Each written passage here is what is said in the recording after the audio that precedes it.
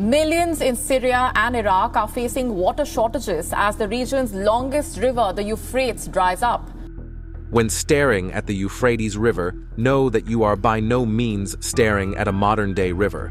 Instead, you are staring at a river that has interesting stories to tell, and a river that has supported numerous ancient civilizations, even from the cradle. The river has seen mighty empires rise and fall, and this includes empires. But here is the sad part of this story.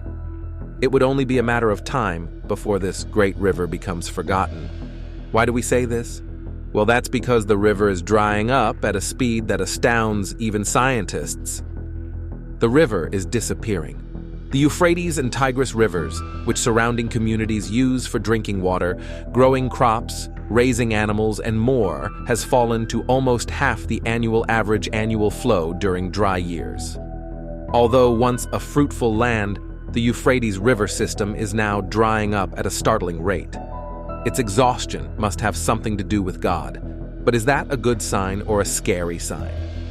What do you need to do to maintain your confidence in the face of the changes of the times? The Euphrates River is currently expected to dry up in 2023, and by 2024, we don't know if the situation will improve. Who knows if it will be filled with water again? In just a few decades, flows in the Euphrates River system have dropped to nearly half the average annual flow during dry years. The amount of water stored behind the Euphrates Dam has decreased from 14 billion cubic meters to only 10 billion due to depletion, causing the lake to lose 75% of its effective reserve. The drying up of the river has drawn a lot of attention to it. People are interested in science, geography, society, and at the same time pay extremely close attention to the spiritual aspect behind it. If the Euphrates dries up, at least in Iraq, what will happen next? In this nightmare scenario, agriculture, livestock, and industries dependent on water would wither and die. Millions of people would lose their livelihoods and would not have access to plentiful clean water for drinking and washing. This could lead to mass disease outbreaks, civil unrest, and the migration of millions of refugees into neighboring countries, including Turkey and Iran. War could conceivably result. Burdened with increasing numbers of refugees, Iran might ally with Iraq to destroy one or more of Turkey's dams and release the flow of water. However, because Turkey is a NATO ally, this would obligate the United States and European NATO countries to defend Turkey and go to war with Iran and Iraq. So you can see, this problem is serious enough to wreak havoc not only in the affected countries themselves, but in the world at large. In addition, the drying up of the river also reveals many interesting and mysterious things. Let's see what we found. What is found if the Euphrates dries up? A mountain of gold is the first thing that will be found when the river dries up. Gold has been one of the most sought-after metals throughout human history. It has been valued for its beauty, rarity, and versatility, and civilizations have been known to go to great lengths to acquire it. The Euphrates River, one of the most iconic waterways in the world, has been the subject of many myths and legends, and there have been claims that it contains vast amounts of gold. And once this river dries up, a mountain of gold will be revealed, and then everyone will panic because of it. For Muslims, many of the prophecies, especially related to signs of the Judgment Day that Prophet Muhammad stated 1400 years ago, have come true, like the drying of the Euphrates River. The Euphrates River is also mentioned in both the Bible and the Quran, where it is associated with prophecies and spiritual significance. The Euphrates River is mentioned several times in the Bible, and some prophecies speak of it as gold. One of the most well-known prophecies is found in the Book of Revelation. The prophecies about the Euphrates River do not specifically state that there is gold in this river, but they do suggest that the river is associated with wealth and riches. Some people have interpreted these prophecies as evidence that the Euphrates River may contain significant gold deposits, which has led to speculation and myth about the possibility of finding gold in the river. In the Quran, there are also references to the Euphrates River. Information about the river gradually drying up attracts my attention, and makes me think about these hadith. The Prophet Muhammad said, "The hour will not come to pass before the river Euphrates dries up to unveil the mountain of gold for which people will fight. 99 out of 100 will die in the fighting, and every man among them will say, 'Perhaps I may be the only one to remain alive.' Soon, the river Euphrates will disclose the treasure, the mountain of gold. So, who will be present at that time should not take anything from him." So, people claim that mountains of gold have been discovered from the Euphrates in Iraq, which proves the Quranic and biblical prophecies to be true. According to prophecy, golden mountains with large quantities of gold will be found, causing the greed of man to fight each other to death over it. However, the gold is cursed, and no one will get anything from it. All will die fighting for the gold. Prophecy. Now they have really found golden mountains and the river has dried up. Prophecy again. But there is one thing I think you need to keep in mind. Most likely the gold mentioned in the Bible is not simply gold. It could be a metaphor for highly valuable things like uranium, oil, or something like that. And these things of enormous value will cause real wars. Can you imagine, in an area influenced by many countries like the Euphrates River, when a huge treasure appears, will people look at each other through the lens of peace? That is impossible, especially in a complex context like the one in the Middle East today. Conflict and war are completely possible, and so many scientists or leaders with more foresight have considered not letting this gold mining happen. The river is on the verge of drying up. What needs to appear is gradually appearing. Therefore, they need to think of one or more plans to quickly stop the conflict situation that is showing signs of becoming more serious if the Golden Mountain appears. What would happen if the area was declared a World Heritage Site and mining of the gold prohibited with harsh penalties and sanctions placed upon those mining, harvesting, or possessing the gold? Is it possible to distinguish this gold from other sources, countries, or regions? If the gold remains in the riverbed, would it contaminate the water, marine life, or local ecosystem? As the water passes through various dams, would it be naturally filtered and collected at those access points? Any attempts to divert or redirect the course of the river to access or otherwise obtain the gold illegally should be prohibited in an attempt to avert further conflict in the region. It is not likely that the Euphrates River drying up would reveal significant new deposits of gold. When a river dries up, it may expose areas that were previously underwater, which could potentially contain gold deposits that were previously hidden. However, this does not necessarily mean that significant new deposits of gold would be discovered. Gold deposits are typically found in areas where there has been geological activity, such as the movement of tectonic plates or volcanic activity, and the location of these deposits is determined by a complex set of factors such as the presence of certain minerals, temperature, and pressure.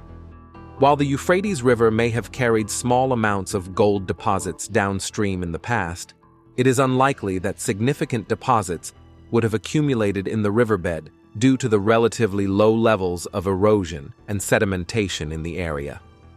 Therefore, any gold that may be present in the riverbed is likely to be in small amounts, and the drying up of the river is not likely to reveal large new deposits.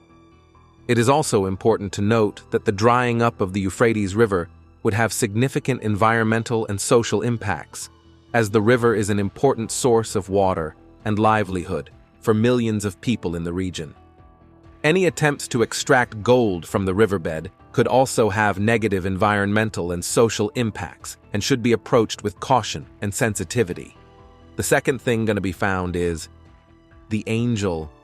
As the sixth trumpet sounds in the apocalypse, St. John, seen in the right margin, hears a voice from the golden altar.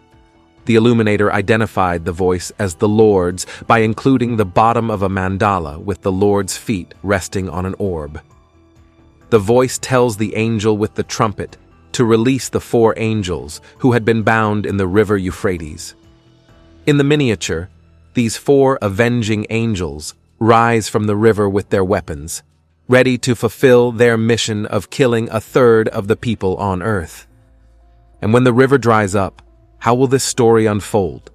We know that these are demonic beings because they are described as bound. Demons are fallen angels, many of whom are bound in chains of gloomy darkness. God's good angels are not bound but are free, as are some of Satan's angels or demons.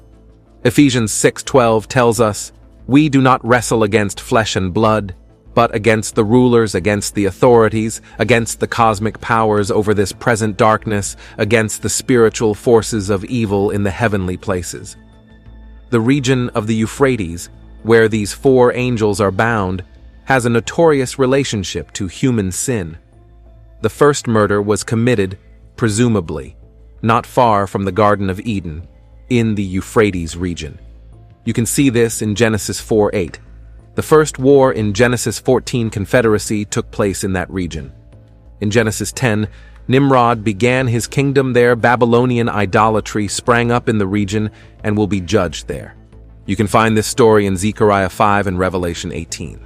Some interpret the four angels as symbolic figures representing various spiritual forces or destructive powers at work in the world during the end times. They are seen as agents of judgment or instruments of God's wrath. Others suggest that the four angels may represent fallen angels or demonic entities associated with the region of the Euphrates River. This interpretation connects with the idea that these beings are released to bring about destruction and chaos. Certain interpretations propose that the four angels represent actual historical figures or powers, such as military leaders or nations, associated with the Euphrates region. This view links the imagery to specific geopolitical events or conflicts. God had planned significant destruction to the Roman Empire that had persecuted the church. That destruction was delayed so that God could arrange for his people's protection. Revelation 9:20-21 tells us that even after the damage caused by the releasing of the angels, the wicked did not learn any lessons and did not change. So, it can be said that the depletion of the Euphrates is just one of the signs of his presence. Everything reminds us that God is ultimately in control of these events, allowing or announcing each one. At no point in the end times is evil allowed to run entirely out of control. If the four angels are underneath in the underworld, then that might be the only thing protecting us all. The earth separates flesh from spiritual screams that could drop large groups of spirit-flesh beings from spirit beings that can shriek in airwaves and vibrations that are lethal to humans. If that's true, we can't stop it from coming. Four shrieking beasts whose screams would shake the whole earth. Signs of human civilization is the next thing to be found. The ancient Euphrates River had abundant water, and together with the nearby Tigris River and the Jordan River, the three rivers basin formed a crescent-shaped oasis and was historically known as the fertile land of the New Testament. This land can be said to be the largest oasis in the Middle East desert and is also the cradle of civilization here. Scientists have revealed that life exists beneath this river. Right at the Euphrates River, humanity's first civilization appeared, the Sumerian civilization. Sumer is an ancient civilization that appeared around 3800 BC, founded in Mesopotamia in the Fertile Crescent, between the Tigris and Euphrates rivers, south of present-day Iraq. Their culture included a group of city-states, including Eridu, Nippur, Lagash, Kish, Ur, and the first city, Uruk. At its peak around 2800 BC, the city had a population of between 40,000 and 80,000 and was considered one of the most populous cities in the world at that time. The architecture of this area is also extremely special, when each city and state of Sumer is surrounded by a wall built of flat convex mud bricks. They even made pottery, weaved cloth, built many irrigation works, and knew how to use buffaloes and cows to plow fields before other ancient civilizations such as Egypt and the Yellow River. But this civilization did not last long. In 1940 BC, Sumer was invaded by the Elamites and looted the city-states. Then came the Hammurabi dynasty of Babylonia. The Babylonians unified the lands of Mesopotamia, and the Sumerians perished. By around 1700 BC, the Sumerians were gradually assimilated with the Assyrians and Babylonians. But once the Euphrates River dries up, many things will be revealed. Scientists found signs of the presence of writing, astronomy, mathematics, geometry, and medicine in the ancient ruins left by the Sumerians. Among them, there are many achievements that are still used by modern people to this day, such as the multiplication table, how to calculate area, circumference, or how to perform craniotomy. In addition, the Sumerians also developed many weapons and objects to support their many wars, such as spears, bronze helmets, and carried shields made of leather or wicker, chariots and carts known as combat vehicles. Not only that, they also might find voice of demons. Together with the Tigris, the Euphrates carves through present-day Syria and Iraq before emptying into the Persian Gulf. For thousands of years, the twin rivers have allowed farming communities and grand cities to flourish in Mesopotamia, which is considered the cradle of some of the world's earliest civilizations. However, for several decades, it's become increasingly apparent that the Tigris-Euphrates river system is drying out. A report warned that the rivers could run dry very soon. Once the Euphrates River is drying up, many Christians are keeping their eyes on the Euphrates, and there is a Bible verse linked to the Euphrates. When the river dried up, people noticed a terrible sign happening here. The water level is falling below average, causing many things to be exposed. In there is something that will definitely scare you. When that horrifying sound was heard, everyone became extremely frightened. They think it is a sound coming from hell, the roar of the devil wanting to threaten God's children. Demons were, in biblical times and later, the answer to the evils that befell humans, including, among other things, diseases, blindness, and deformities. These are the words of a voice John hears coming from the four horns of the golden altar. You can see this in Revelation chapter 9, verse 13, the temple object described in Exodus chapter 27, verse 2. This voice commands the sixth angel with the trumpet to free the four angels who are held captive at the Euphrates River, the ancient boundary between Assyria and Israel. Once again, Revelation reminds us that God is ultimately in control of these events, allowing or announcing each one. At no point in the end times is evil allowed to run entirely out of control. We know that these are demonic beings because they are described as bound. Demons are fallen angels, many of whom are bound in chains of gloomy darkness. God's good angels are not bound but are free, as are some of Satan's angels, or demons. Ephesians chapter 6, verse 12 tells us, "We do not wrestle against flesh and blood, but against the rulers, against the authorities, against the cosmic powers over this present darkness, against the spiritual forces of evil in the heavenly places." This is the reason why you need to pay attention to every small change happen around the Euphrates River. This eastern boundary of Israel is associated in Scripture with the earth's first great atrocities. In Genesis, the Euphrates River is where sin started, where the first murder was committed. It's Aslo, where the first world rebellion against God started. It's where the Tower of Babel, the wellspring from which all idolatry and false religion started to flow. It's where all misery began, even the rise of God's people's greatest enemies and the scene of the most brutal civilizations in human history, the Assyrians, the Babylonians, the Persians, and the Medes. How ironic this place, this site. God posits his plans to begin the end of everything that raises its fists against him. This army is like none other the world has ever seen, not simply because of its size, but because of its power to raise and kill. This army is surely hellish in nature and seemingly both human and demonic. Perhaps it describes a military that is inspired and driven by demons, an infernal cavalry of armed forces who belch out fire, smoke, and burning sulfur with all the characteristics of modern warfare. They may also utilize chemical warfare in the plagues they inflict. Not only under Euphrates River, there are demons everywhere. It's a major part of the reason there's so much discord and unrest in this world of ours. We can't see them, of course, but they're there, exerting what influence they can before Christ returns to put a stop to all that. This strange sound is also said to come from the fallen angels mentioned in Revelation. Are the fallen angels returning to fulfill the prophecies of the scriptures?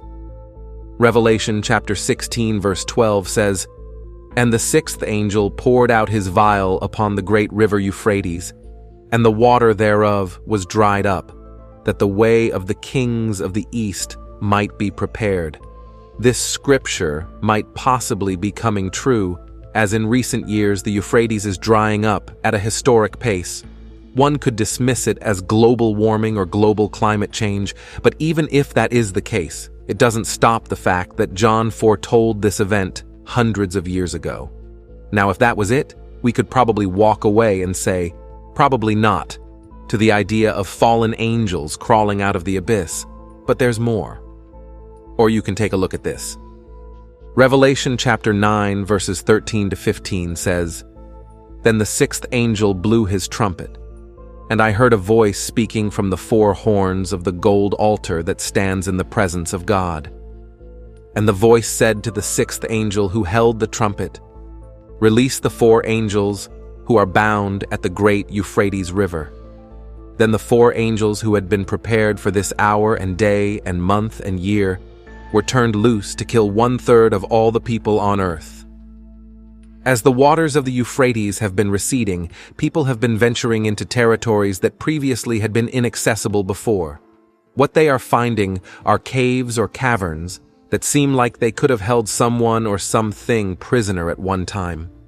In these areas, archaeologists have been recording sounds coming from the ground, sounds that make your skin crawl because they remind you of the monsters in your nightmares. Groans, moans, and growls can be heard on these recordings, and even what seems to be something moving around with chains connected to it. Could these be the fallen ones preparing to be released from their chambers under the great Euphrates? Will they come?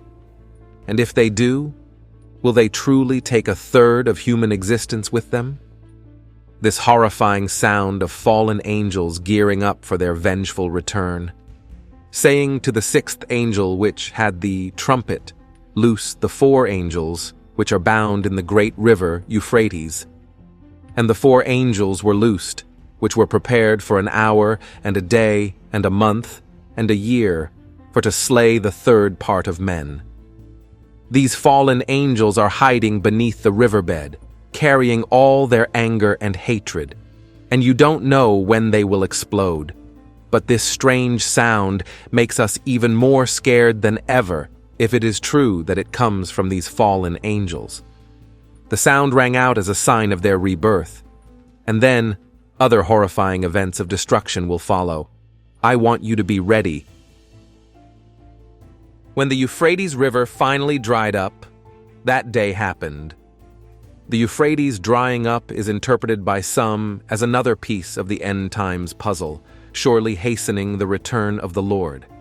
The event described in Revelation 16 to 12 or 14 occurs at the end of the extensive period of tribulation.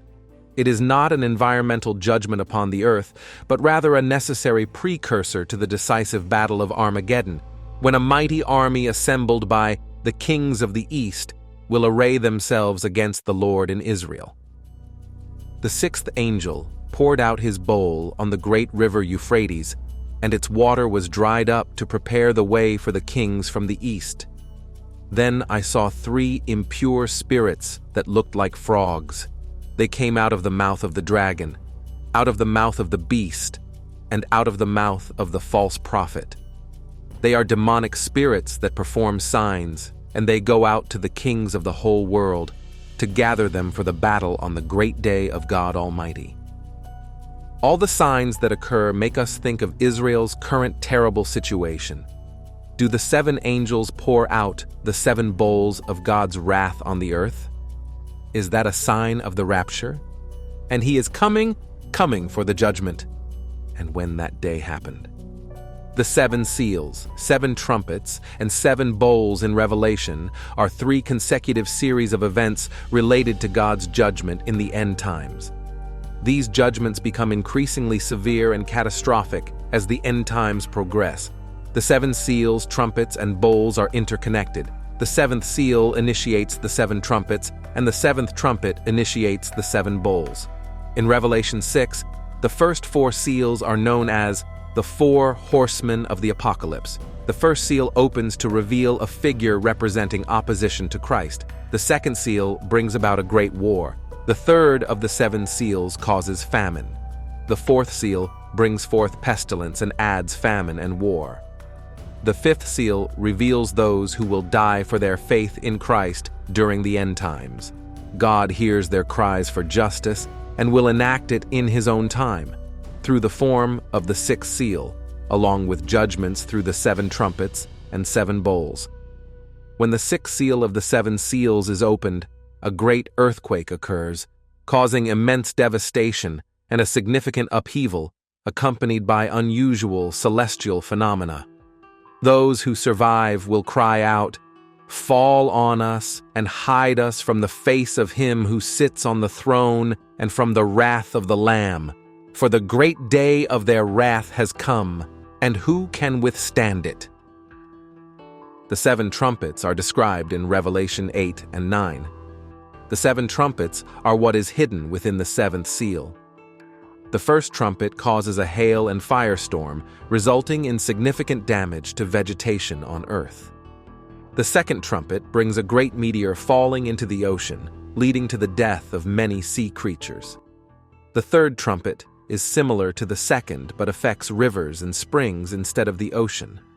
The 4th trumpet of the 7 trumpets causes the sun and moon to be darkened. The 5th trumpet unleashes a demonic locust plague that torments and afflicts humanity. The 6th trumpet releases an army of demonic beings that kill 1/3 of the human population. The 7th trumpet reveals 7 angels along with the 7 bowls of God's wrath. The 7 bowls of judgment are described in Revelation 16. The 7 bowls of judgment are unleashed from the 7th trumpet. The first bowl causes harmful sores on humanity. The second bowl results in the death of every living creature in the sea. The third bowl turns the rivers into blood.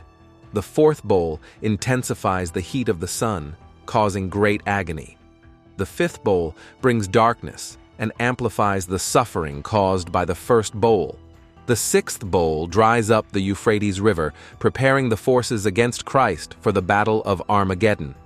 The 7th bowl caused a devastating earthquake followed by massive hailstorms. Disaster will fall on humanity. That is God's punishment. But do not be afraid. Before judgment, we will see angels. I saw 4 angels standing at the 4 corners of the earth, holding back the 4 winds of the earth to prevent any wind from blowing on the land or on the sea or on any tree. Then I saw another angel coming up from the east, having the seal of the living God. He called out in a loud voice to the 4 angels who had been given power to harm the land and the sea, "Do not harm the land or the sea or the trees until we put a seal on the foreheads of the servants of our God." Then I heard the number of those who were sealed, 144,000 from all the tribes of Israel. That is the mark of protection that he gives to his people. This is the eternity promised by God for those who believe in him. These are they who have come out of the great tribulation. They have washed their robes and made them white in the blood of the Lamb. Therefore, they are before the throne of God and serve him day and night in his temple. And he who sits on the throne will shelter them with his presence. Never again will they hunger. Never again will they thirst. The sun will not beat down on them, nor any scorching heat. For the Lamb at the center of the throne will be their shepherd. He will lead them to springs of living water, and God will wipe away every tear from their eyes. But remember this: there is no final or last sign that warns us of his coming. But about that day or hour, no one knows, not even the angels in heaven, nor the Son, but only the Father. This means that he will come at any given moment. Jesus can return, and we must all prepare and wait patiently until that time arrives. The Euphrates River is drying up, whether through natural or political causes. It makes little difference. It is significant that John prophesied 2,000 years ago that it would happen as one of the signs of the last days in Revelation 16:12. Believe the Bible or not, it seems to be coming up with some pretty strong evidence that Christ will soon return. Be prepared to meet him. Therefore, my dear brothers and sisters, stand firm. Let nothing move you. Always give yourselves fully to the work of the Lord, because you know that your labor in the Lord is not in vain. Just prepare as the 5 of the 10 virgins who brought extra lamp oil. 5 of them were foolish, and 5 were wise. The foolish ones took their lamps, but did not take any oil with them. Keep watch, because you do not know the day or the hour. And at the end of the Sermon on the Mount, Jesus talks about the one whose life is founded on the rock of his word, being able to withstand the violent flood when it comes. What do we need to prepare for when the Euphrates River dries up? We do not know for sure how old the Euphrates River is. All we know is that it existed before the coming of Abraham 4,000 years ago. The Bible states that God promised Abraham, who lived around 4,000 years ago, the land which lies between the Euphrates and the Nile rivers to him and his descendants. It is essential to note that the Euphrates River has faced increasing challenges in recent years due to factors such as dam construction, agricultural use, and climate change, which have resulted in reduced water levels and environmental stress in the region. The fact is that the climate is always changing. Given enough history, the climate can look like the stock market. Just about the time everyone is convinced that it is all downhill or uphill from here, it has changed course. As far as the Euphrates River drying up, I am sure there is more than one factor that affects that. Not just the weather. One of those is that water is being drawn from the Euphrates River faster than it is being replenished. There are rivers in California that have all but disappeared because of farming. Efforts to manage water resources sustainably and address the impacts of human activities on the river's ecosystem are ongoing to ensure the long-term viability of the Euphrates River and its surrounding communities. When we talk about the river Euphrates drying up, you have to keep it in the right perspective if you are talking about Scripture and its fulfillment. The Euphrates drying, as mentioned in Revelation, is to create a direct route for the kings of the East to proceed to Jerusalem and attack the Antichrist, which, by the by, have upset a lot of nations at this time. This event will occur near the end of 7 years' reign of the Antichrist, just before Jesus returns. The end times have been upon us from the ministry of Christ on. That's 2,000 years of waiting to see if the sun still rises tomorrow. Rather than worry so, let us have faith in what Christ taught. No man knoweth, and it will come as a thief in the night. Those who are faithful will be prepared, not just spiritually for having repented, but physically and mentally, they will be able to do their work without worry and anxiety. The point of these signs is to give us courage and faith, to know that we're on the right course, even though the going is rough. Let us not worry about when that great day arrives then, and push forward as though every day is the last, knowing that our efforts will be rewarded accordingly. As I mentioned, the drying up of the Euphrates River makes people think that this is a sign of the end of the world, and the Bible says the same. So, what do we need to do? What do we need to prepare to face what is about to happen? When the great day of his wrath has come, when the earth shakes the mountains and the islands out of place, when stars fall from heaven and the sky recedes like a scroll, when kings and slaves alike cower in fear at the judgment God is raining down on a corrupt earth, all the physical preparation in the world won't make an ounce of difference. What should Christians be doing to get ready for the cataclysmic events preceding the end of the age and the second coming of Christ?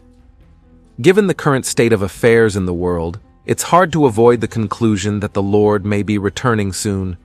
Are we really supposed to run and hide as things get worse? Or should we stay where we are and continue to minister to the people around us? The Bible clearly instructs us to be vigilant, but it also teaches that no one can say for certain that we are living in the end times. This is at best a debatable proposition. Jesus himself repeatedly said that no one knows or can know the day or hour of his return. Oh, be sure, we are surrounded by events and developments that could be interpreted as signs of the end. On every hand, we see famines, earthquakes, disasters, troubles, persecutions, wars, and the drying up of the river. But let's assume for a moment that these are the end times. What then? How should a Christian respond? Fortunately, the Apostle Peter gives us a straightforward answer to this question. Writing specifically with reference to the end of the age, when the heavens will pass away with a great noise, and the elements will melt with fervent heat, and both the earth and the works that are in it will be burned up. Peter does not suggest that believers head for the hills, adopt a fortress mentality, and start stockpiling food and weapons. Instead, he asks, since all these things will be dissolved, what manner of persons ought you to be in holy conduct and godliness, looking for and hastening the coming of the day of God, because of which the heavens will be dissolved, being on fire, and the elements will melt with fervent heat? As Peter sees it, end-time Christians are called to do one thing. They are to practice holiness and do good to others wherever and whenever they can. They are supposed to work the works of God while it is day. Paul seems to have been thinking the same way when he wrote to the Galatians, "Therefore, as we have opportunity, let us do good to all, especially to those who are of the household of faith." While others say, "Don't do unto others what you would not want to be done unto you," Jesus says, "Do unto others as you would want them to do unto you." That requires that you not only refrain from committing sins and crimes against one's neighbor, but it requires that we love our neighbors and we treat them with kindness, generosity, and patience. There are many people living in the present who consider themselves the best and ignore God's teachings.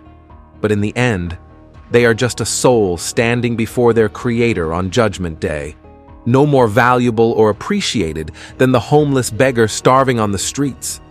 Interestingly enough, there is a connection between being dependent on something else for your existence and being composed of parts, which speaks to Musk's intuition about looking for complexity to be explained by simplicity. Things are contingent precisely because what they are is distinct from the fact that they exist. So something must ultimately impart existence to their essence if they are to become and remain present in reality. Let's learn to observe, listen, and follow God's words if we want to be saved in the last days. For decades, this has been a problem. The river's drying up affects almost 7 million people. Crops are failing as a result of little rainfall, high temperatures, and river drying, forcing over 1,000 families to flee the villages surrounding the Euphrates River. IFL Science reports that in 2021, the Iraqi Ministry of Water Resources issued a warning the Tigris-Euphrates River system was at risk of drying up by 2040. This report blamed declining water levels and droughts driven by climate change, as per IFL Science. Low rainfall is a part of this, of course, but unfair water policies have made the problem much worse. Some areas that depend on the Euphrates River are impacted by government regimes that use water as a weapon by withholding water from other nations. In 2021, Syria accused Turkey of limiting water flow from the Euphrates at the Syrian-Turkish border. Water flow has also lessened due to Turkish dams located upstream. The long-time political instability of the region has impacted water levels in parts of the Euphrates. Pondering a river like the Euphrates drying up reminds us that we need to stay close to God's living water to prevent spiritual dryness in our own lives. The Euphrates River has spiritual significance for Christians because the Bible mentions it in both historical and prophetic contexts. It serves as a symbol of both positive and negative change and points to God's power over the natural world He has created. The Euphrates also can inspire us to reflect on the battle between good and evil, as well as the contrast between spiritual dryness and the spiritual fulfillment that God provides through Jesus, who provides the ultimate satisfaction for our spiritual thirst.